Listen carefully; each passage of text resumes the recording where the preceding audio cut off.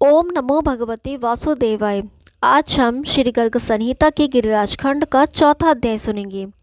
इसमें हम सुनेंगे इंद्र द्वारा भगवान श्री कृष्ण की स्तुति तथा सुरभि और ऐरावत द्वारा उनका अभिषेक। तो आइए शुरू करते हैं। श्री नारद जी कहते हैं, राजन, तदंतर गर्भ कल जाने के कारण देवराज इंद्र देवताओं के साथ उस पर्वत पर आए और एकांत में श्री कृष्ण को प्रणाम करके उनसे बोले।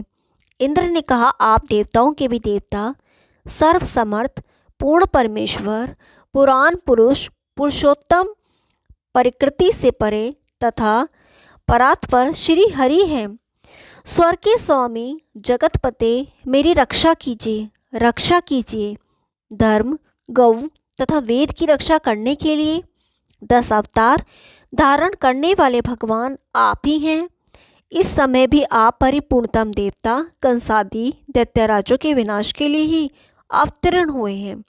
आपकी माया से जिसकी चित्तवृत्ति मोहित है, जो मद से उन्मत्त और अवहेलना का पात्र है, वही मैं आपका अपराधी इंद्र हूँ। द्रुपदे, जैसे पिता पुत्र के अपराध को क्षमा कर देता है, उसी प्रकार आप मुझ अपराधी को क्षमा करें। देवेश्वर जगनीवास, मुझ पर प्रसन्न होइए। गोवर्धन को उठाने वाले आप गोविंद को नमस्कार है।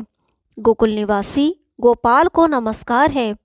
गोपालों के पति, गोपीजनों के भ्राता और गिरिराज के उद्धरता को नमस्कार है। करुणा की निधि तथा जगत के विधाता, विश्व मंगलकारी तथा जगत के निवास स्थान आप परमात्मा को प्रणाम है, जो विश्वमोहन तथा करोड़ों कामदेवों के भी मन को मत देने वाले हैं। उन वृषभानु नंदिनी के स्वामी श्री नंदराज कुल दीपक परिपूर्णतम भगवान श्री कृष्ण को नमस्कार है। असंख्य ब्रह्मांडों के पति, गोलोक धाम के अधिपति एवं बलराम के साथ रहने वाले आप साक्षात भगवान श्री कृष्ण को बार बार नमस्कार है, नमस्कार है। श्री नारद जी कहते हैं, इंद्र द्वारा किए गए इस स्तोत्र का जो प्रातःकाल उठकर पाठ करेगा, उसे सब प्रकार की सिद्धियां सुलभ होंगी और किसी संकट के भय नहीं होगा। इस प्रकार भगवान श्री हरि की स्तुति करके देवराजेंद्र ने हाथ छोड़कर समस्त देवताओं के साथ उन्हें प्रणाम किया। इसके बाद क्षीर सागर से उत्पन्न हुई सुरभि गौ ने उन सुर में गोवर्धन पर्वत पर आकर अपनी दुग्धधारा से गोपेश्वर श्री कृष्ण को स्नान कराया। फिर मत गजराज ऐरावत ने आकाश गंगा के जल से भरी हुई 4 सूंडों द्वारा भगवान श्री कृष्ण का अभिषेक किया।